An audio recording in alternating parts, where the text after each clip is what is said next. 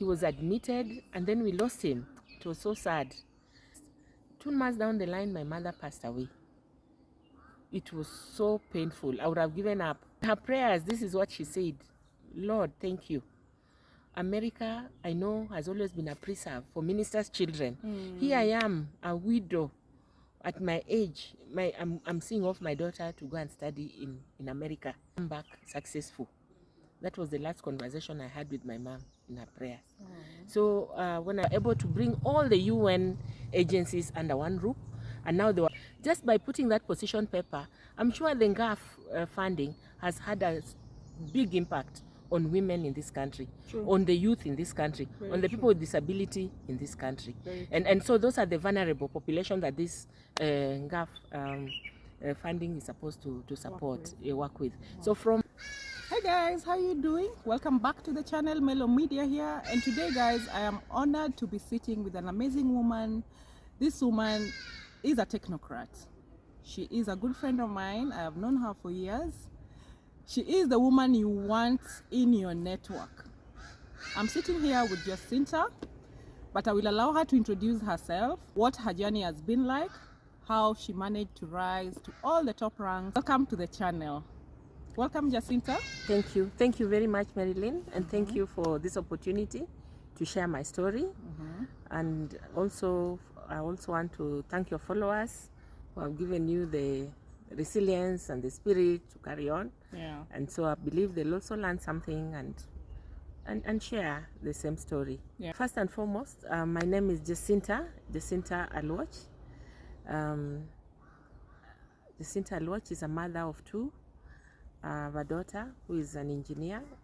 She's a software and cybersecurity engineer. I have a son who is a computer scientist, or he's done also software engineering. So he's also a software engineer. So I have two software engineers in my home, and a grandmother of a beautiful girl called Emma. And so to culminate it, you can show for it that we've been around, and now I'm a grandmother. But this has been as a result of sustained dedication and commitment, not only to family, but also to profession. I will give you my story on what all this culminated into, making me who I am. Starting off, I was not so lucky. My father died when I just joined nursery school.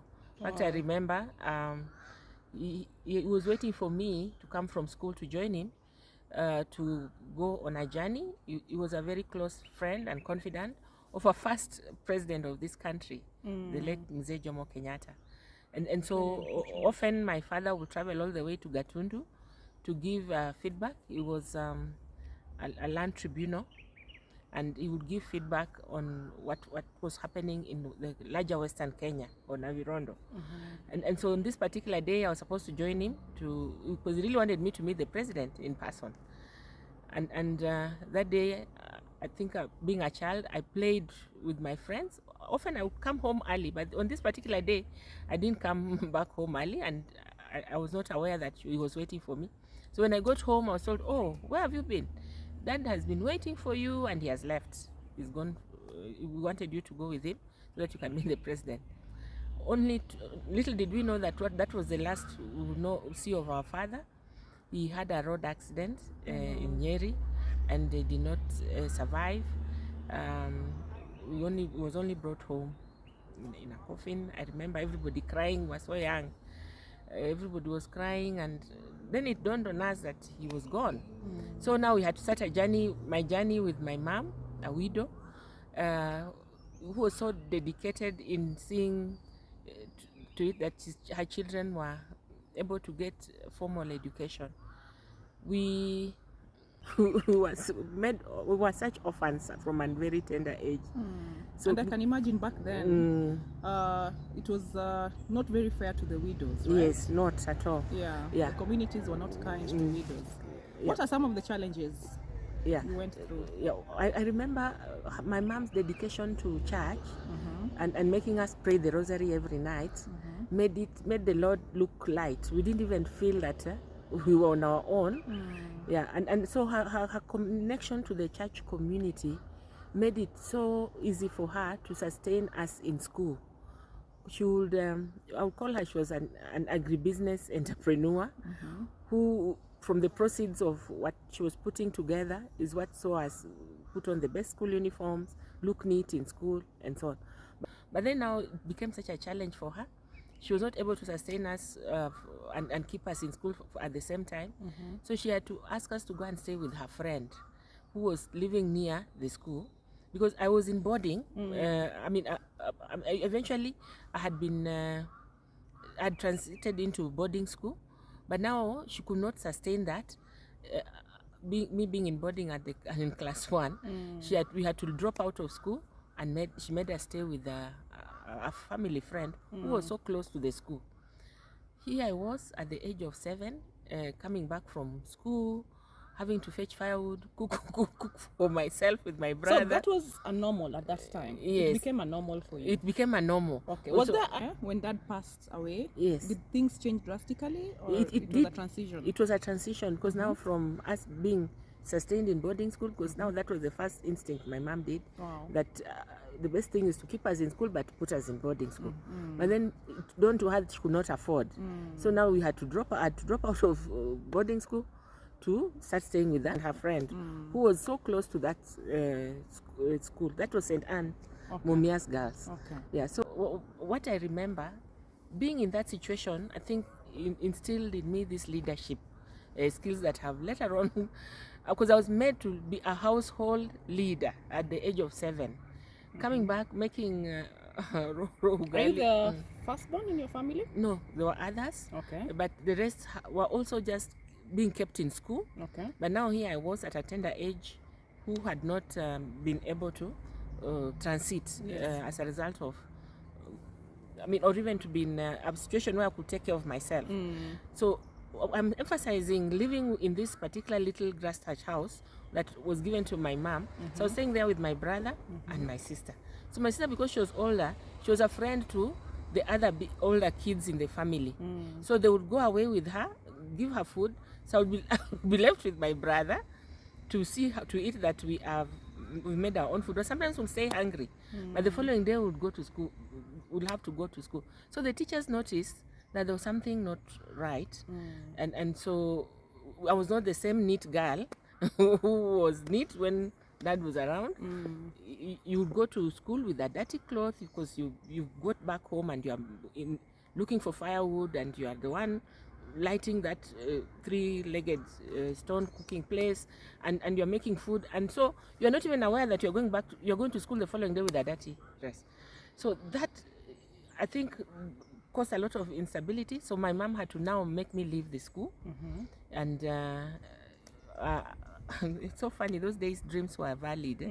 She had one of my step siblings showed up at home and said that our dad had been coming to in his dreams to come and pick me away. And also my brother, the same dream came to another step brother of ours, our elder.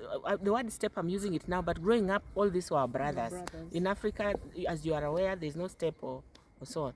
So they had a dream that our dad had paid them a visit at night and told them to pick us. The lady called the late Teresa, she picked me, and then the late Ezekiel picked my brother. So my brother had to go all the way to Mombasa to learn. Me, I went to Kakamega to live with. We were separated. Yeah. So in that situation, I now had an opportunity to continue being so. So my sister then, Teresa, decided to put me back in boarding school. So she was paying. So during the holidays, I would go to her place. Yeah. Then she was now again transferred from where she was working from. So I could not go with her. It was just a lot of instability. So eventually now, I was now an expert in being transferred. So I was transferred from that school again. I went to be with my brother, who was now teaching in a school in Londiani, in Kericho County. Right now it's Kericho County, then it was Kericho District. So I went there. Then again he was transferred. Again I moved with him. I went with my sister to be at my sister's place in Kimilili. She was teaching there.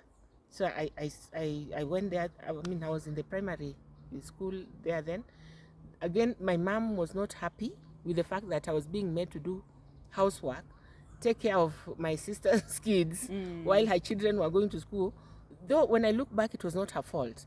She was overwhelmed with whatever she was going through, dealing with. And so for me, apart from going to school, I was also a helping hand. So in the process now, finally, my mom took me from Kimilili and brought me to stay with her. All these things were happening at the same time. So she brought me back, and now I was staying with her as I was going to school in Mumias complex. So she would wake up very early in the morning to escort me to school around 4 a.m. Sorry to cut you short. In all this, your determination to go to school, what, you never wanted to stop, or you knew you had to finish, or it's mom who had said, no matter what's going on, school must be completed? I think what inspired all of us under my mom, every time in school I was always top. Okay. Yeah. Despite all the instability that was going on. Okay. I always turned top in class. I emerged top in class. So it made me feel like that was my place to prove myself. Yes. So with all these happenings, eventually now I was in Mias complex, and my mom was determined to see to it that I get a quality education. I did sit for class 7 exams. I really excelled, and now I was supposed to go to Form 1. I was called to Mkumu Girls. Mkumu Girls was the top provincial school then in Western Kenya. So I had a calling letter to go and join Form 1 in Mkumu Girls. Now the challenge done to mom, she didn't have school fees, so she had to go and even do some housekeeping work to another relative of hers who had gotten some insurance compensation. So that was the only immediate option my mom had. So but for her to even be lent money, she had to do housekeeping work. So she did housekeeping there for 2 weeks. Wow. Yeah. Meanwhile, people had joined school, and me, I was still being Waiting. I was waiting. Yeah. So fortunately, she was paid her dues. When she got back, she prepared me, went to school. I remember my mom taking me to school, even bare feet, of course. And when I go to Mkumu Girls, the principal received us, and I think she was moved by the dedication my mom had and commitment my mom had, and we became such good friends immediately. So it's like my mom now, every time we would close school, when I was in Form 1, she would say, how is your mom? It's like she had passed me over to Sister Rita. Rita, yes. So she would ask, how is your mom? Wow. How is your mom? So I remember my mom also was there for me. She stood, actually she started calling her mom. In Catholic we have Holy Communion, so she was able to be my mother for me to transit, because I had already been baptized. So I was able to transit to start receiving Holy Communion. Yeah, so now she was like my spiritual, she was my spiritual mom. And she was dedicated, she was determined also to see that everything was okay with me. I remember when people would be sent home for school fees, I was not being sent home. I think that favor. Yeah, that favor. Yeah. So in Form 1, when we had the prize giving day, I emerged top in the whole school among the Form 1 streams. Wow. So I became visible, very visible. So it attracted attention. People are now interested. Whose child is this? Whose child? Other parents had shown up. You know, those days, if your parents had a car, it was a big deal. So they had come to see their children in vehicles and so on. So my mom that day had come for prize giving again on foot. Yeah, but that connection and the determination to keep God close, I think, formed my background. I'm bringing all this in detail so that you understand how now it was so easy to for certain things not to be a no, for certain things to be this one can happen, this one cannot happen, because the background, the experience, and what I had to live through to get to what I am now, it's all informed by all this. Sometimes you go through certain things, you think they're hardship. No, they're preparing you for better things when I look back. Ahead, Yeah, better things ahead. So I was able to go through high school, and of course fees was not easy, but what I thank God for is for my mom, my spiritual mom, Sister Rita. She never sent me home for school fees, but now my step siblings, their children got really interested that it's not easy to get a young girl who is determined to stay at school. So I had my brothers showing up. When I say step, it's for English purpose, but for us, for me, the step brothers. the step, but the word step for us was not there. Okay. Yeah, because I remember my mom also telling us when Dad was there, all these my step brothers, they were staying with her, and so and our siblings also would stay with our other moms. So my father brought up a family. He had 8 wives, by the way. He had 8 wives, and they all grew up together. We were among the young ones. They all grew up together like brothers and sisters. Yeah, so my brothers realized they have a sister here who is so determined to stay in school and also to excel. So they started offering. They would pay my fees. I have a brother, my late brother, I call him Okanya, Matthew. He was the deputy MD for Philips International. Yeah, so he took up, he was paying. Then I have my brother's son called Atlius. He also stepped in. And then I have my brother, and all these brothers. Family affair. Then I have my brother Dominic. That's the beauty of African families. So guys. they chipped in. So everybody was so happy to really chip in and see that I pushed through. Even when I cleared Form 4 and then joined Form 5 and 6, it is my nephew, my late brother Sylvester Kwena, who stepped forward and said, no, you cannot stop at, you have grades to take you to Form 6. You have to go. So he paid my fees for Form 5 and 6. And the fact that I was studying French, that even also made another nephew's wife who was working for, those days it was the African Union. We had this at KICC. I think it's unfortunate that I don't want to, I don't want to say the wrong name. Yeah. But she was working for the African Union. Their office was at KICC. And when she learned that I was taking French, she invited me in. Their home was here in Mudangari. So I was staying with her here in Mudangari. Wow. Yeah, in Nairobi. And the inspiration, the opportunity, because it takes a village. I'm a product of it takes a village. So, and I'm saying this so that they all know, if they'll ever come across this clip, that if my mother alone would not have made it, but it took everybody's input to get there. But I also want to say something here.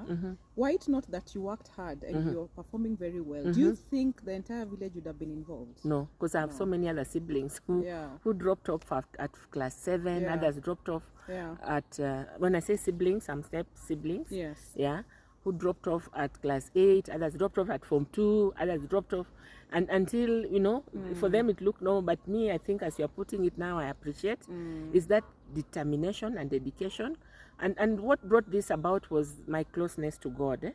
Yeah, I remember when I was in Form 1, I used to visit the spiritual library of my spiritual mother at the convent. So I came across this little book of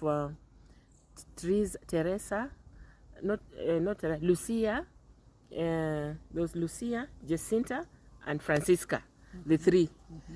And so when I was reading their life story and their closeness to God, I think that just strengthened my dedication. And love for God, and the understanding that with God everything is possible. So that in summary formed my background. So with that, I was able to finish Form 6. Then I was called in Kenyatta University to study French and business studies. During our time, the government took care of your school fees. Yeah. It was during the boom, eh? Yes, during the boom. Okay. So I got my boom. With my boom, I even paid school fees for my siblings. Yes. Guys, some of these things are very common. Even the people who are the current generation who are getting help. Some come from very poor backgrounds, and that money they get as school tuition money, they still send it back at home while they're students, you know? True. So, I mean, it's an African thing to help, to be back there home. for each other. To be there for one another. Okay. You are your brother's keeper or your sister's keeper. Literally, guys. Literally. Literally. Yeah. So with the boom, I was able to pay fees for my siblings, my sister who follows me for her college, and she was able to, you know, go for her studies in Njoro, and then my brother who was joining from Njoro Egerton? Yes. Maybe that's why I also went there. I was at Egerton. Yeah, so she did early childhood education program. Yeah, so she's we are still very close with this my sister. Yeah, and then my brother now, unfortunately he passed on, so I picked up his school fees from Form 2 with my boom. So I was, you know, helping out. Yeah, chipping in. Yeah. And I mean, it was amazing. And even she would come and visit me in the university and stay weekend long and join me in the dining to have the, you know. Like you are now so you had made it in life. Yes, and you are. You know, most parents, by the way, most families, in African families, the aim was to work hard and get to be I don't know if you had that job selection to get to be that admission in the university. Yes. That meant that now we all the responsibilities, the fees, you know. We appeared in the newspapers. Wow, actually, nice. My name was in the newspaper, and we're like, "Oh, your name is here, and you're going to study big. French." That was huge. Yes. Yeah, that so must have been very yeah, big then. it was. Yes, and it was so clear. Somebody said you was in the university, for just check for the newspapers and check whether your name was there or you are just imagining. Wow. Yeah. So integrity was, you know, part and parcel of, you know, our bringing and growing up. Yeah. So fast forward, after university, I was so fortunate. I got a job. There was an international conference that was happening in Kenya, Children's Art Conference, Children in Arts, International Conference for Children in Arts. Okay. Yeah, so we had delegates from all over the world. So this, the ability of people or opportunities locating you from where you are. So I was located to go and support with interpretation, and this was just immediately after we had finished college, to go and support with interpretation during this conference. So the conference was in Intercontinental, but then it required somebody to sit near some of the French speakers. So as the English speakers were going on, I would, you know, I would interpret whatever was being said, and then now I had to join them immediately they had a Masai Mara trip, and were there for a whole week, and here I am being thrown on the deep end, having studied French. It gave me that international exposure from day one after graduating, to meet with different diverse cultures and different people from different backgrounds, and that in itself opened up my mind. I joined the workforce with an open mind, and of course that was while we were in transition, waiting. Those days when you would finish your education program, you'd be placed. So I was fortunate enough, I was placed in a national school. So I went, I was is it placed or what?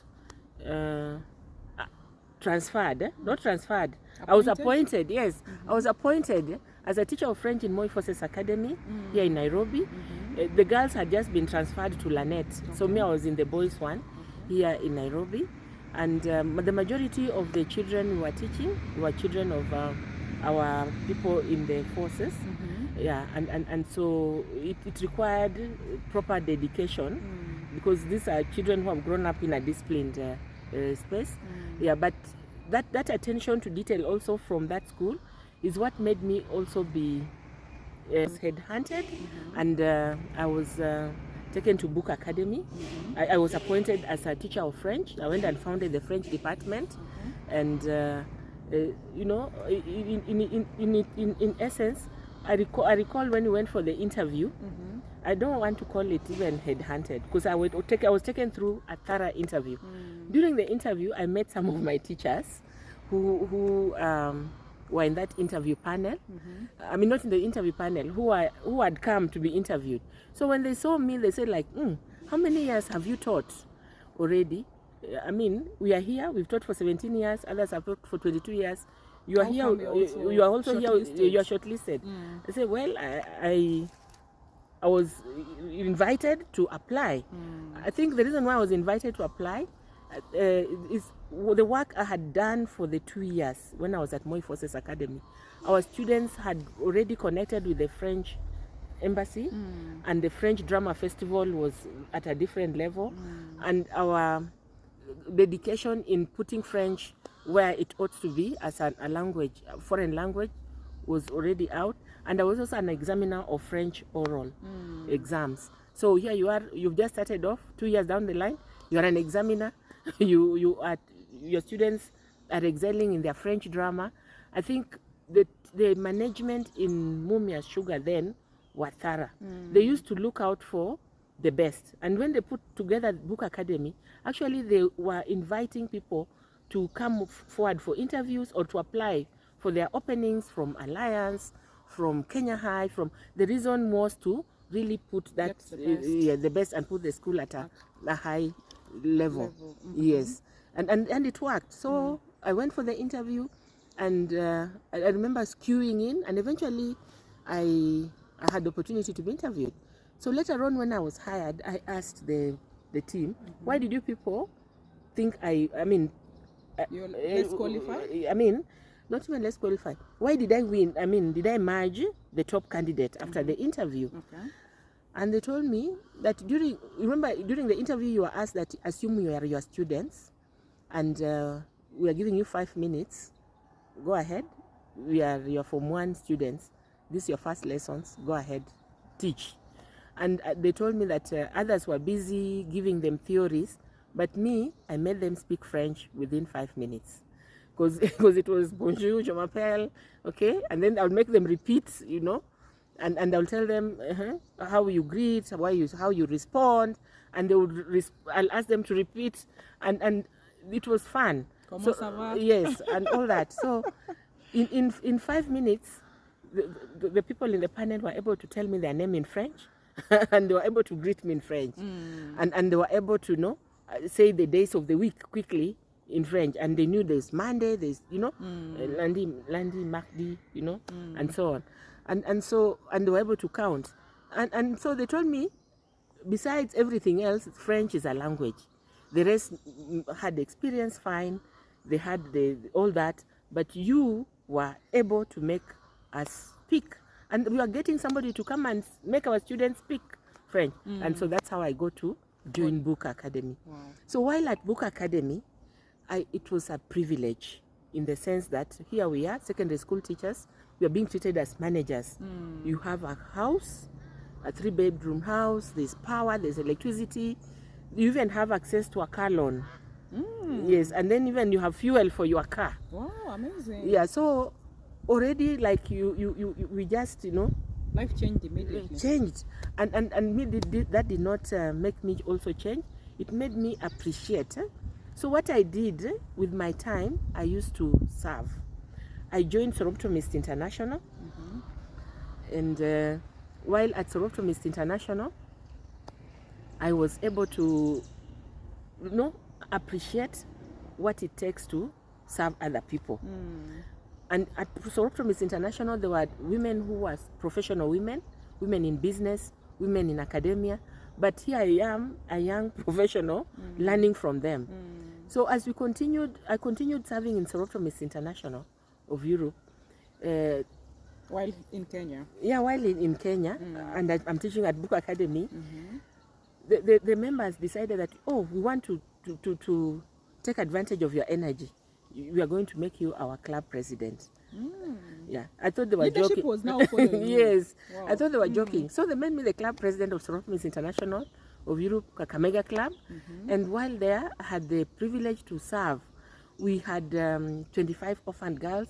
We were reaching out to like-minded partners in Canada, White Rock, Canada, who came forward and were supporting us to pay their fees.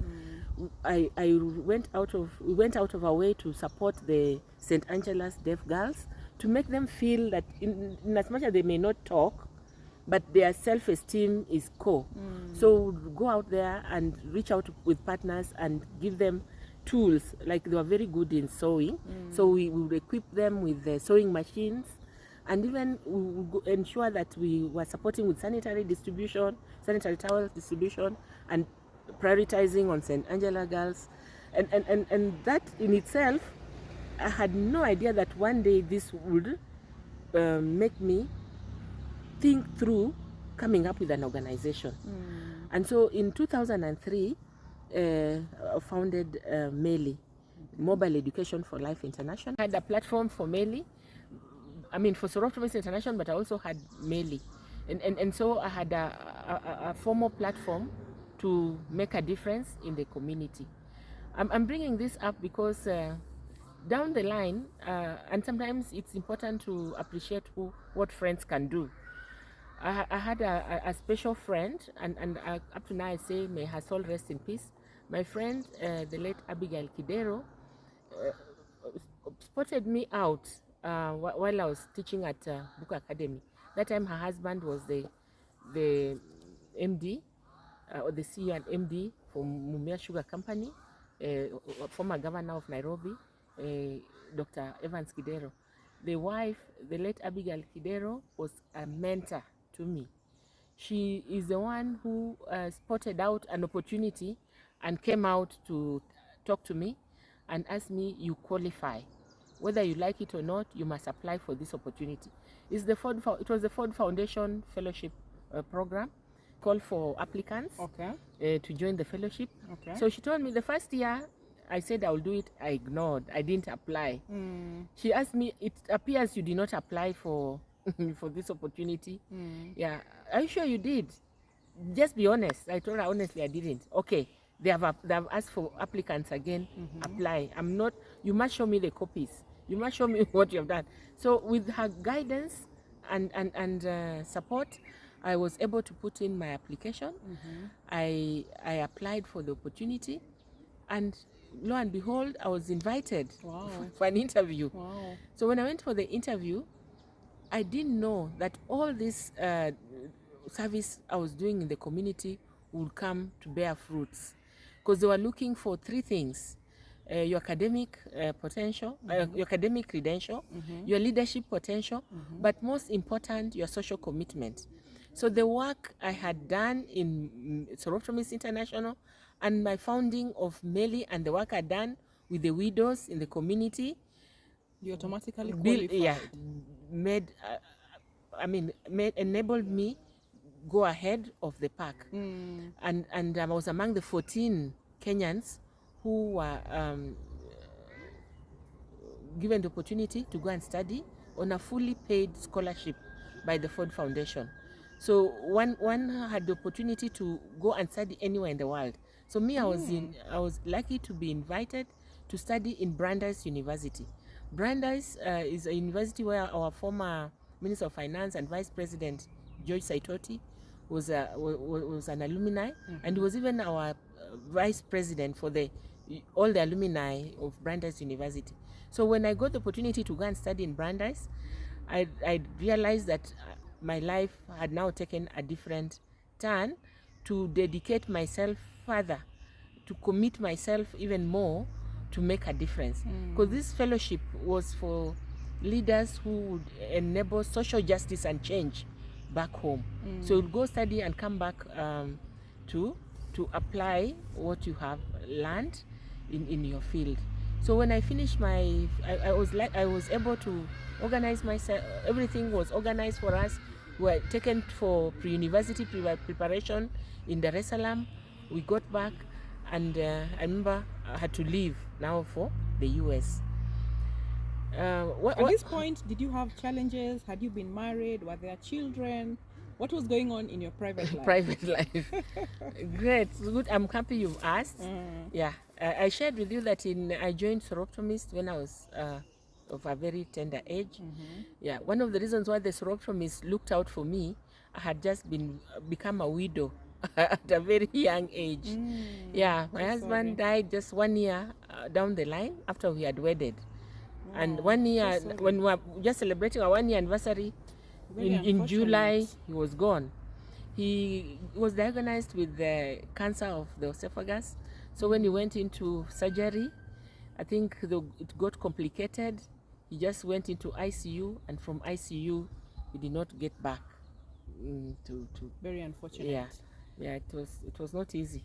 Yeah, so I got the opportunity to really be supported by these professional women, and that's how they made me join Soroptomist. All right. Yeah. All right. Yeah. So from an early age now, as a single mother, bringing up my children and seeing to it that things go on. But I would have been a victim. I would have been. I told myself I'm not going to carry a victim mentality.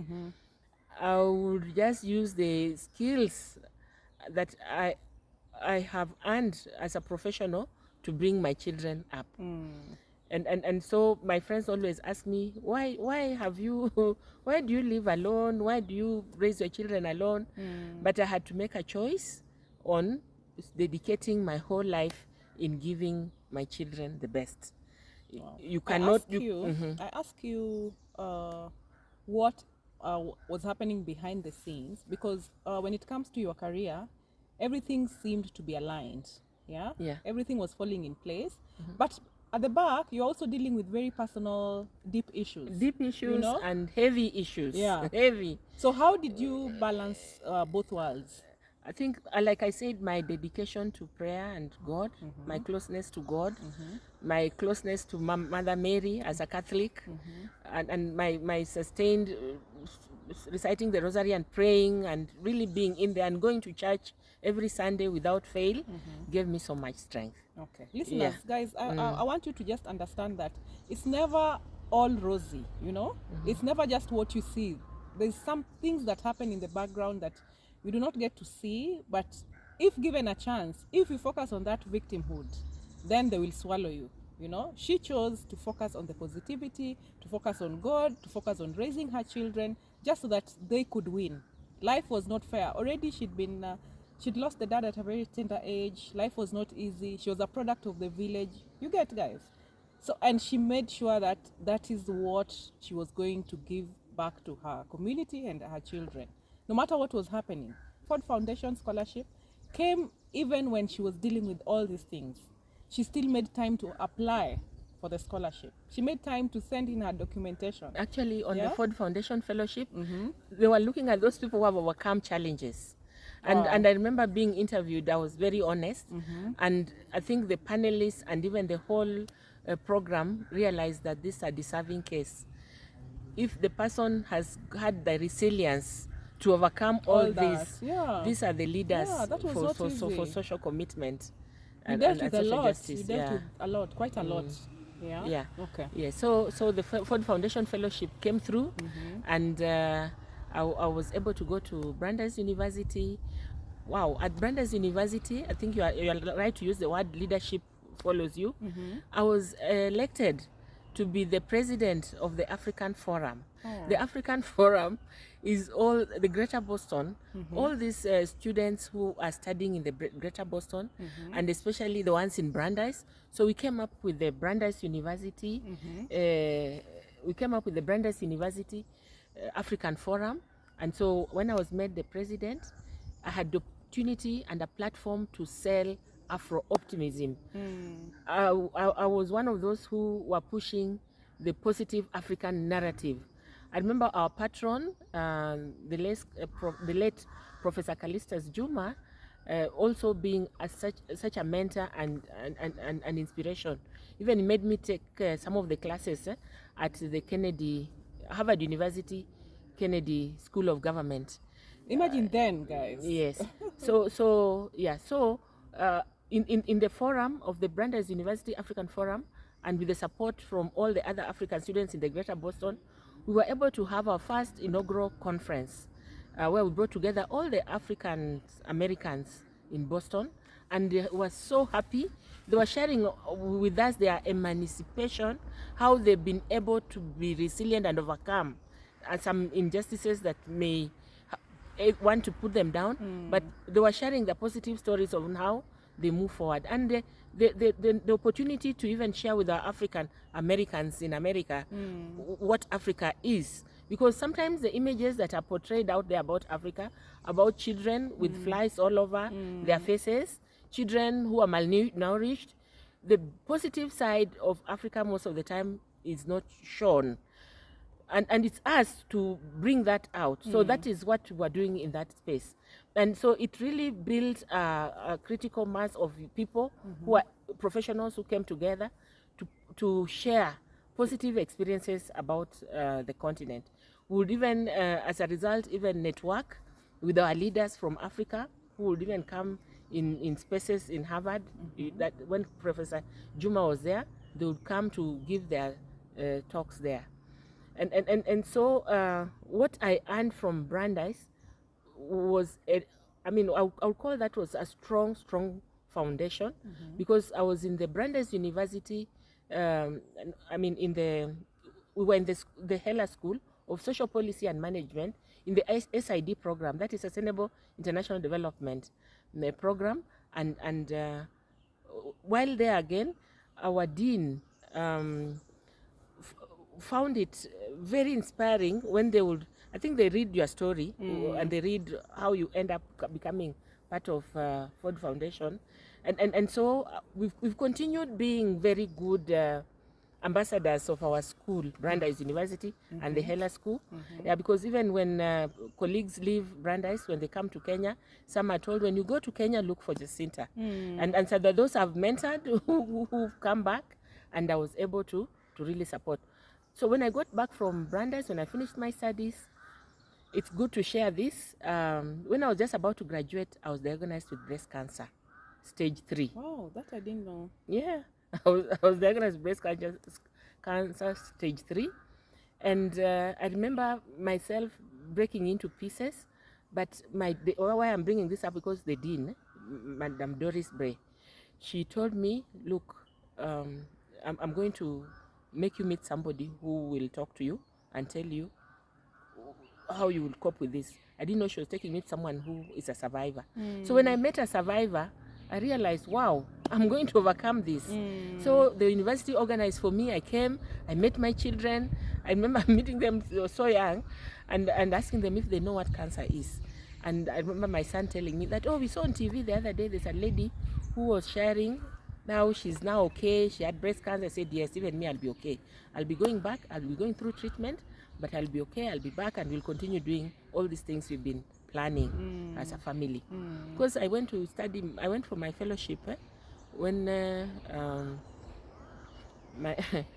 my children were so young. And what I wanted also to bring up is on overcoming challenges. Is that when I was leaving for my studies, just after the announcement of my scholarship, my brother, whom I'd been teaching while I was with my boom, had been diagnosed with leukemia. But we were all looking forward to when I get to the US to see whether we can look for other experts. Okay. But when just after I got the announcement I was going to go for my studies,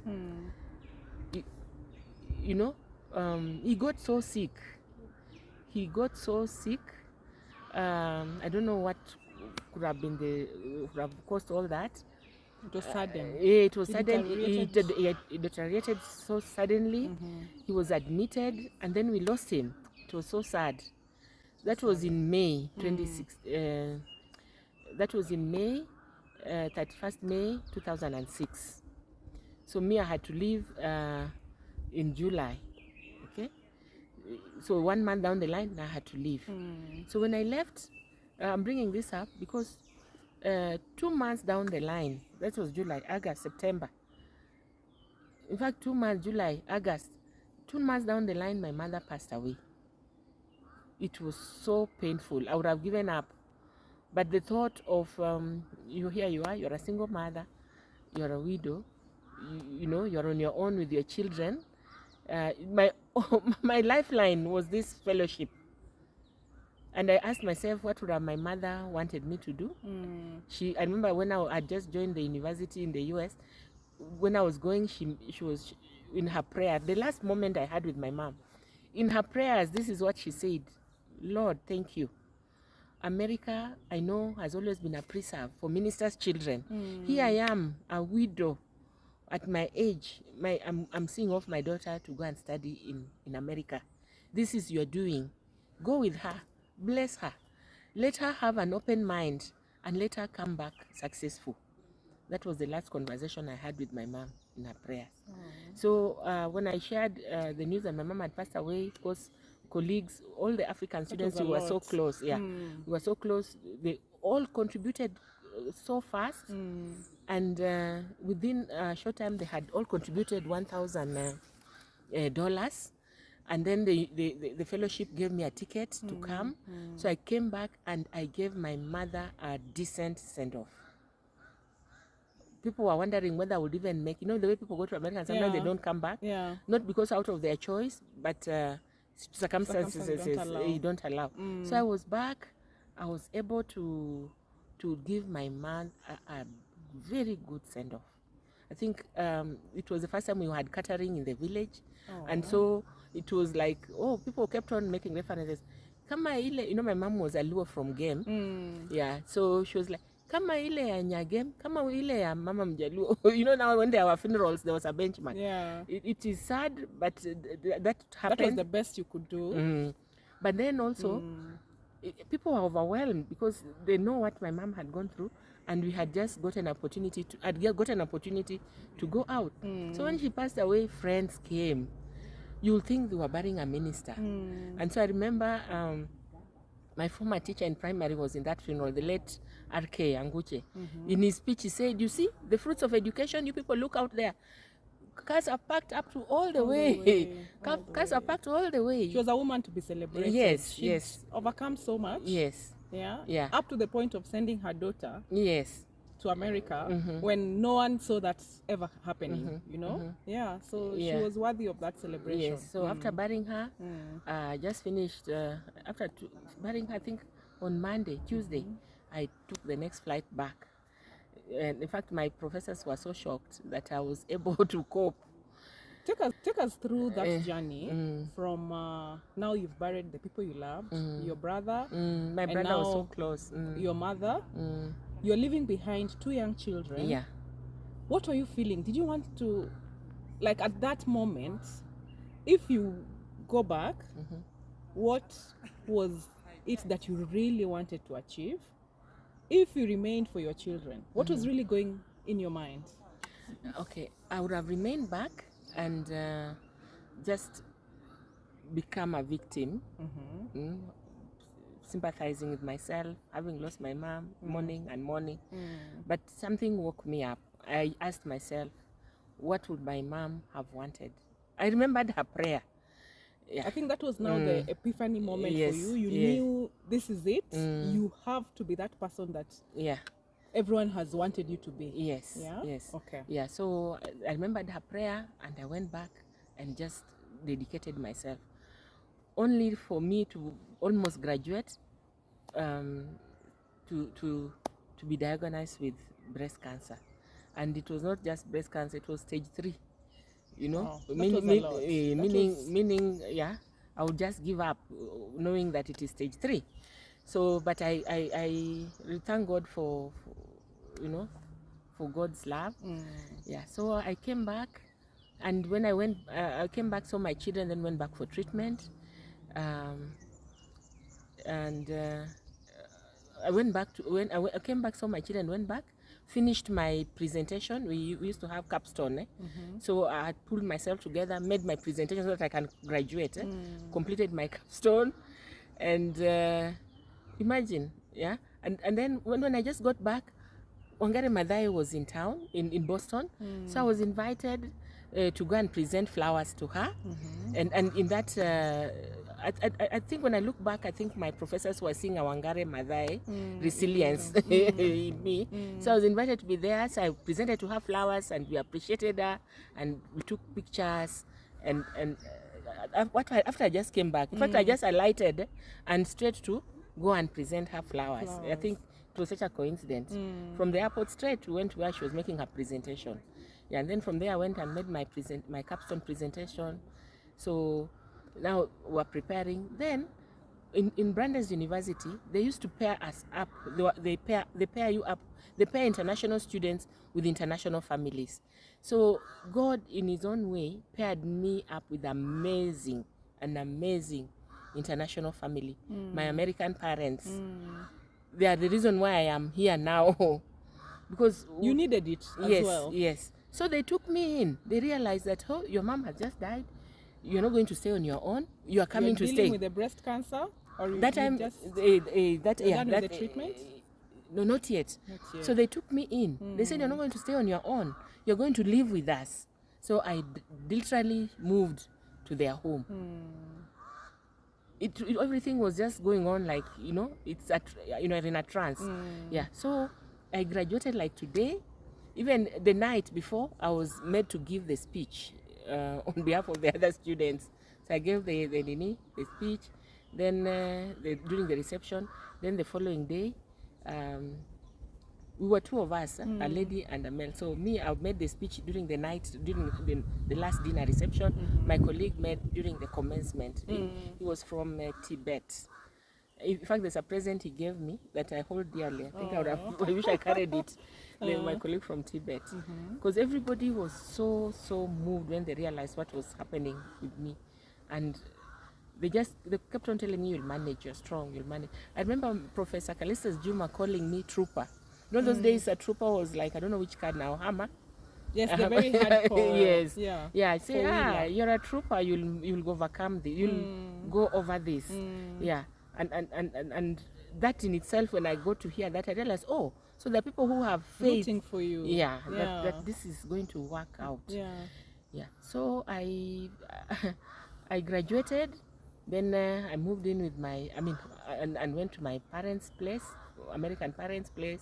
And the following day, I started chemotherapy. So I went through the full chemotherapy. I lost my hair, but now it grew back even longer. Yeah. I lost my hair. Then everything. So finished chemotherapy.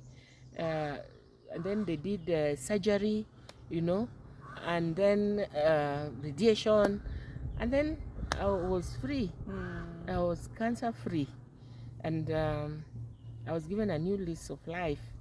And so I came back healed. And every time I check, even I checked in August, I was still cancer free.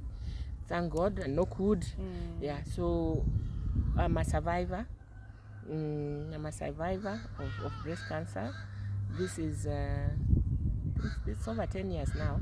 This is the 15th year, I think. Wow, congratulations. Yeah, so we are going strong. But the reason why I was able to go through that aggressive treatment, why I said my parents, my American parents gave me life, the nutrition, my host mother, my mother, Diana Climo, she made sure I had the right nutrition. She was checking even online, following up, checking with the doctor. I even had this baby thing you sleep with in your room, so that when they are in their room, if anything is happening to me, they're able to come and follow. I think I look back and I just bless them. And I know one day God will put me in a place to stand up and, do the same. What I'm learning from your story, looking back your journey, God also, in His own wisdom, decided to place women or people strategically to help you move to the next level. Yeah, you mentioned the letter to have pushed you to apply for the scholarship strategically. White on her own volition, I don't think she would have really pushed through with that. At a time when she was at her lowest, at a time when she had lost the people she loved, At a time when I'm thinking she was graduating, it's a bittersweet moment. You went there, you wanted to make your mom happy, having gone through all that, and finally you're making it to graduate. Mom is not there, you just buried her. Whom do you even do this graduation for? You know, sometimes you're doing it for the people who believed in you, who pushed your dream, who made it possible for you. So mom had been buried, mom wasn't there. Another family comes on board. Yeah, at her lowest, when she was needed to go through the chemo and have proper diet and have just a family that supports her and gives her the best, you know, reminds her constantly that she's loved. She again finds someone. Yes. So Yeah. I think God is very if we might not see Purposeful? it, yes, but he's very purposeful and very wise. Yeah. He knows when he does what where. Yeah. It all comes in together. Yes. And even as a soroptomist, I met a soroptomist while I was in the in the US. So apart from my host mother, my soroptomist sister would come all the way from Connecticut to Andover, that is in Massachusetts, to pay visitation, to take me, drive me to go for chemotherapy, bring me back, also contribute, participate. My colleagues would be there. A They would network visit. of very helpful people around Yeah, you. Yeah. they would be there, and what I remember my host mother telling me, you know, you must have been a kind person. You know, these things don't just follow you. What you do go round. So you must have been doing this somewhere. So this is going round to you. So what we do go round. So if you do something good, it will come round to you. If It eventually comes back. it comes back to Yeah, you. yeah. So that's what she told me, and I appreciate that is the case. Yeah, so I was able to go through that because of what God had already purposefully put in place for me. So I went through treatment. The treatment was costly, and this was courtesy of the Ford Foundation. So I think the full treatment.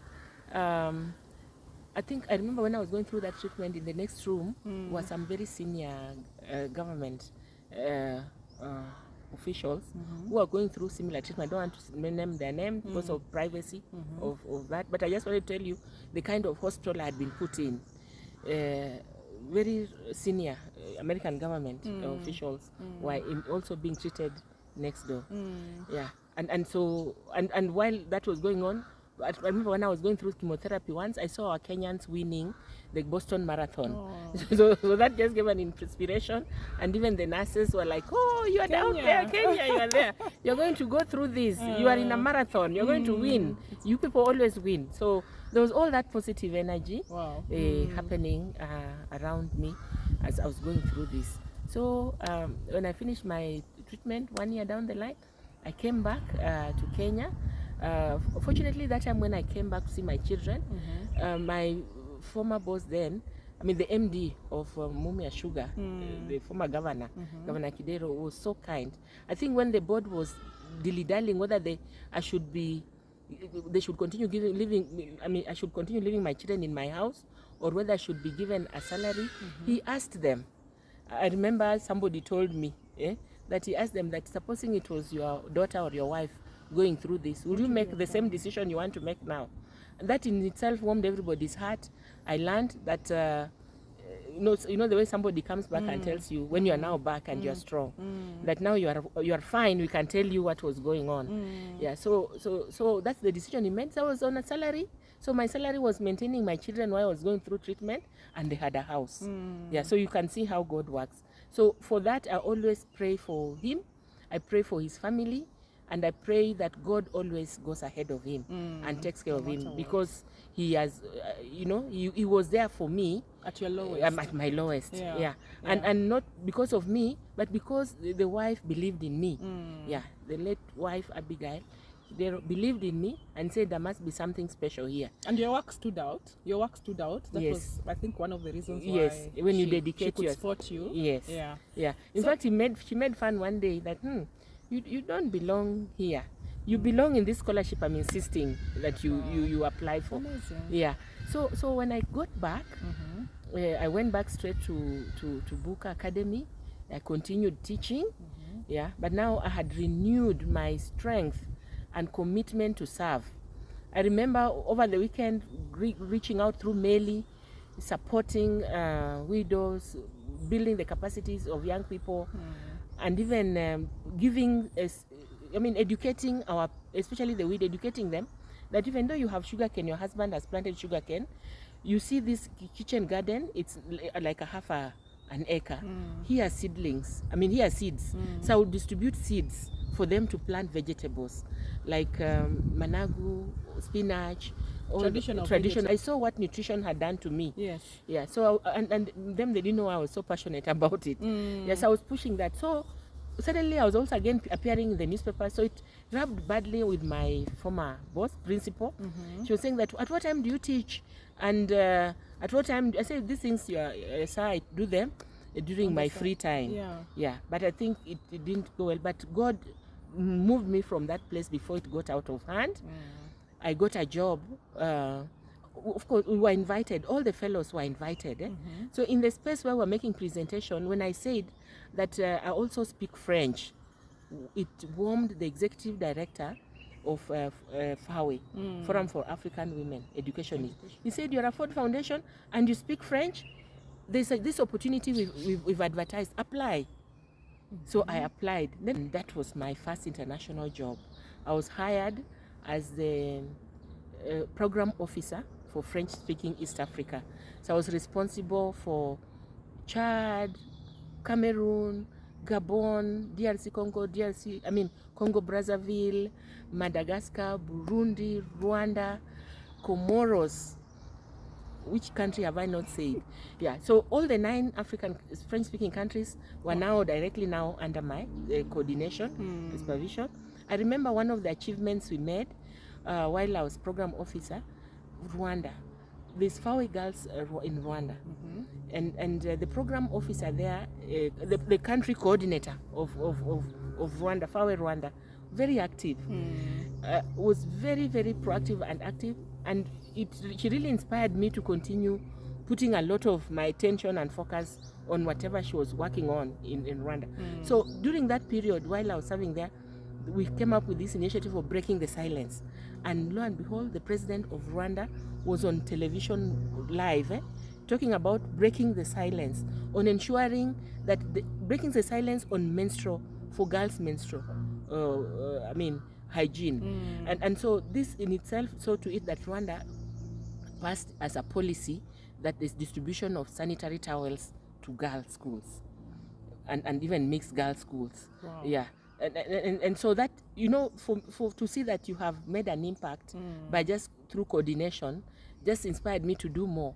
And so we were able to have programs in all the French-speaking countries and mentored even the coordinators to supporting them to really believe in dedication to service and see the outcome from what they have dedicated in.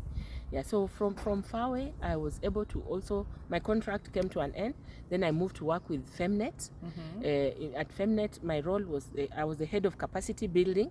So as the head of capacity building at Femnet, during that period, that's when our women representative had just been elected.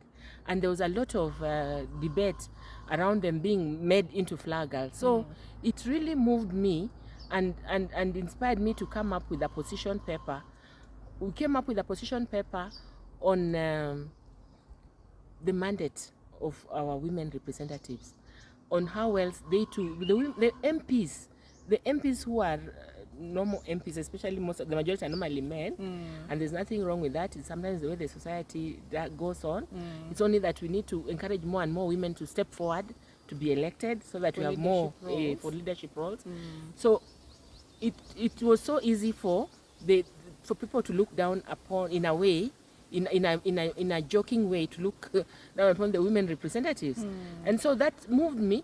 And so the need for a position paper that would, define their mandate.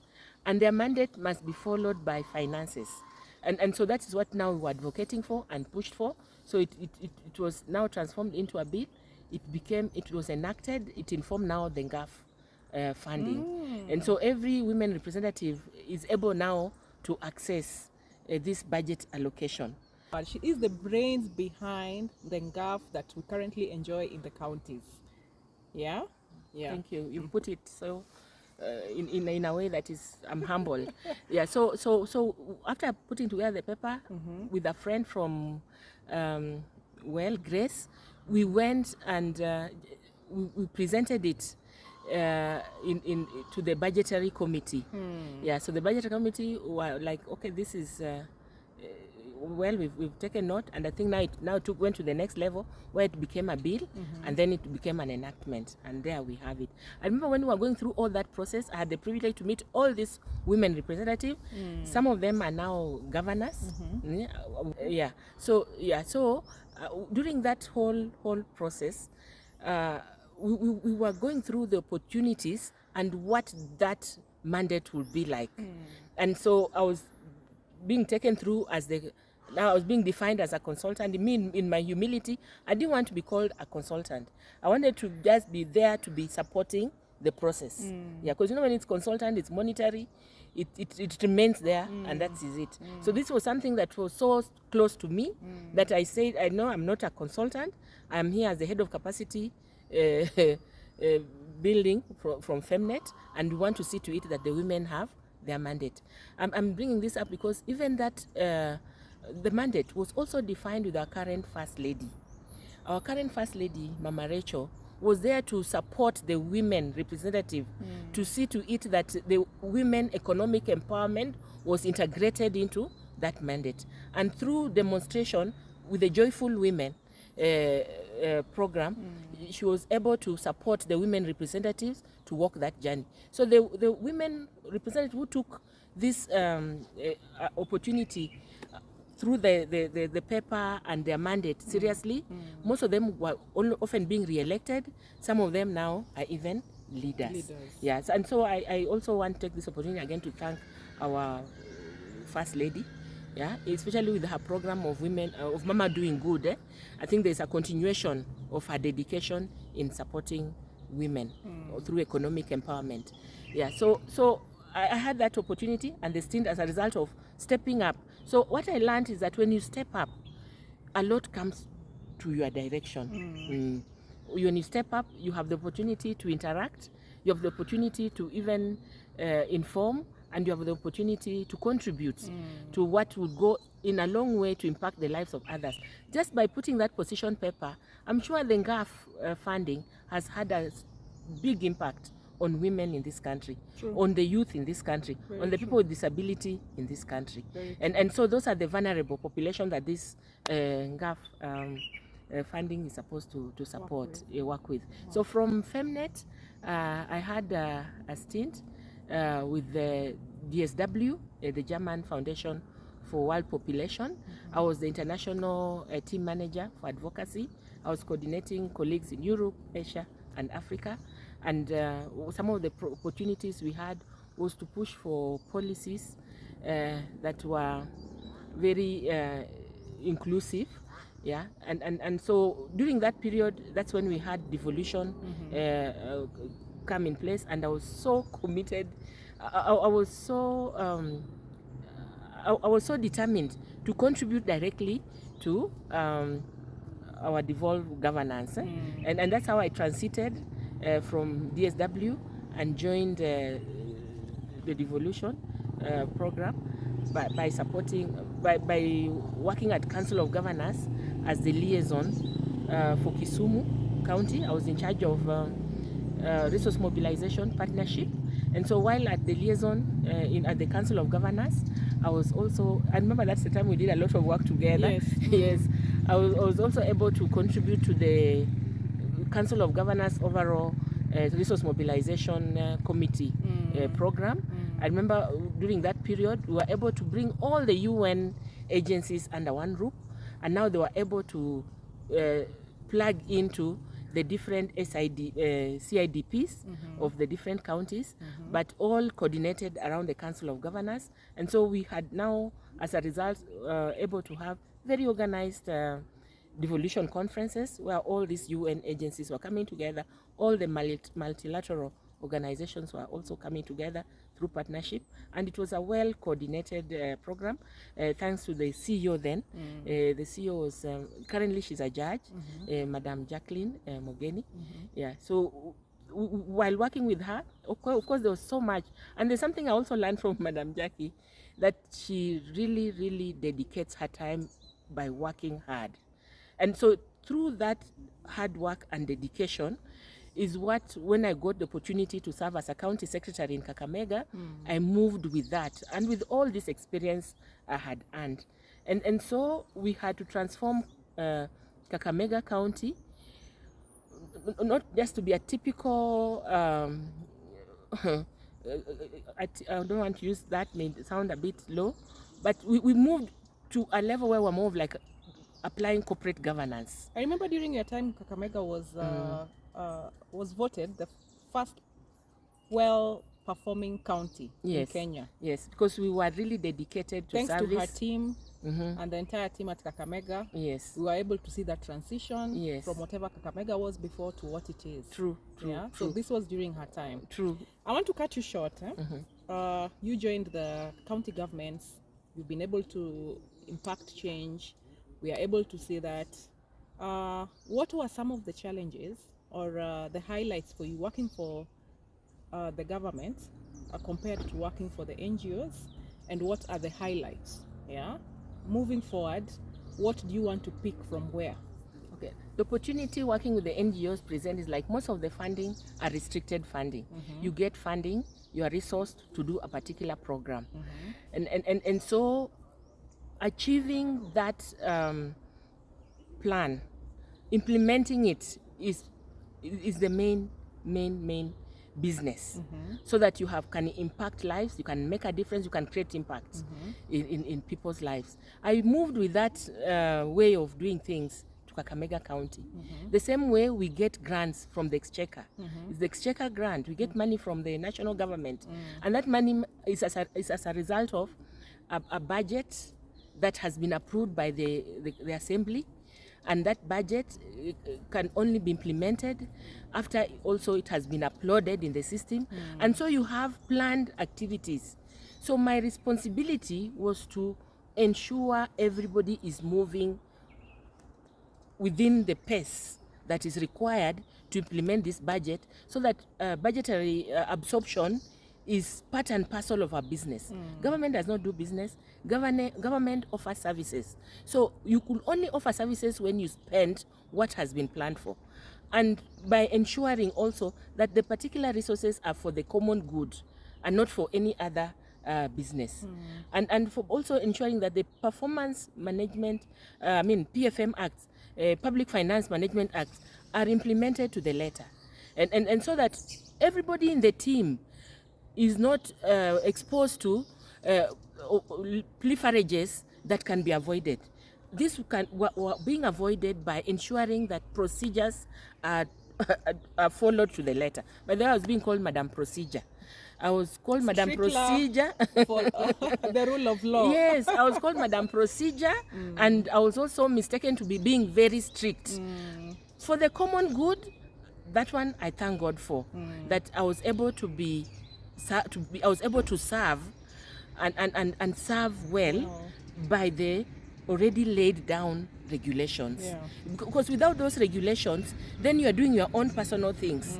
I think I threw myself in the deep end and overperformed. But when I look back, I thank God. You're grateful.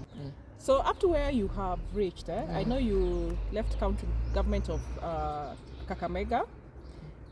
Jacinta, your story has been long. Some you hit your lowest, other times you're at your highest. Do you feel that you have finally lived your life when it comes to career? You come to that point when you're going 6 foot under. I haven't reached there. Okay. I'm still here. Okay. And so I believe I have the energy and the dedication and commitment to see to it that our country, even if I'm contributing like the hummingbird, a dot, to put off that fire, the way the late Wangari Maathai would put it, I will continue doing that. Okay. Yes. Yeah. So every day offers an opportunity for us to move forward. So having left the county government, I have rededicated myself in leveraging on my skills, on partnership building, investment linkages, capacity building, on investment readiness, on trade facilitation, on economic empowerment for the women and youth, to continue contributing in this space. And so that is what I'm currently doing. I have a consultancy firm, and I partner with like-minded professionals, and we ensure that we do thorough due diligence before we move forward to commit any public entity to working along with the particular investor. But also I take my time to support those devolved governments that want to be investment ready. Those devolved governments that want to be investment ready, based on the experience and along my professional career, I'm able to really support them. Because sometimes investors come unannounced, but if they find when you are not ready, then opportunity passes by. Yeah. Because I remember we put up a very good secretariat with the support of the World Bank when I was as liaison in Kisumu, and the Kisumu County have a very good investment secretariat, and through that secretariat, all protocols that are necessary for handling investors are in place. Because an investor will not show up and tomorrow you're showing him the site and tomorrow you want them to commit their money. There's so much going on in their head. You also need to also do your due diligence to find out what is their headquarter. Where is this investor coming from? And if the investor has finally chosen your place as their final destination to invest in, there are certain basic protocols that must be put in place so that the investor feels that you are ready and their investment is safe. So for any partners who do, or any organizations who would want to reach you, how can they find you? I have, I don't know whether they'll want me to, I think I'll give you my card, you post it. Okay. I'll have it on the description box. Yes, guys. yeah. So you'll be able to post that. Okay. Yeah, so that we can be able to engage. All right. Yeah. What is your final word to anyone who is watching, the women, the young men, any upcoming young adults who want to pursue their career, their life goals, finding their purpose in life? What's your word to them? Yeah, the first thing is you must be true to yourself, and you cannot be true to yourself if you are not true to God, because you are all created in the image of God. We have all intuition. Even when you're about to do something wrong, there's always that inner voice that tells you, don't go in that direction. And most people ignore and go forward only to burn their fingers. So I will ask you to be true to yourself. Right now, even in our country and all over the world, people are facing different economic situations. It is not over until it's over. There is an opportunity in this economic crisis that everyone, if they listen and they're true to themselves, will rise up and be able to either invest in agriculture, dedicate their time in agribusiness, or even if your career is in a different level, mentor those young people not to give up, and so that we have a whole ecosystem where we are all, we are all plugging into each other to make our country a very good place to live in. Despite whatever situation anyone may be going through, we can always overcome. But this is doable when you are an optimist. Always seeing the glass as half full, not half empty, as it's always said. Yeah. This woman is amazing. I am blessed to know her personally. I'm blessed to have her in my circle. Even when I am at my lowest point, she will always pick me up and tell me, you know what? You have to keep going. And you need that person also in your circle to constantly remind you of your value and where your journey is leading you to. Do not be afraid of the speed bumps on the roads. The road is still ahead, right? True. Thank you so much. Thank you so much for watching. It's been amazing. I hope you find this very inspiring story. I hope it guides you. I hope it serves as a lesson to some. I'll see you on my next one. Bye.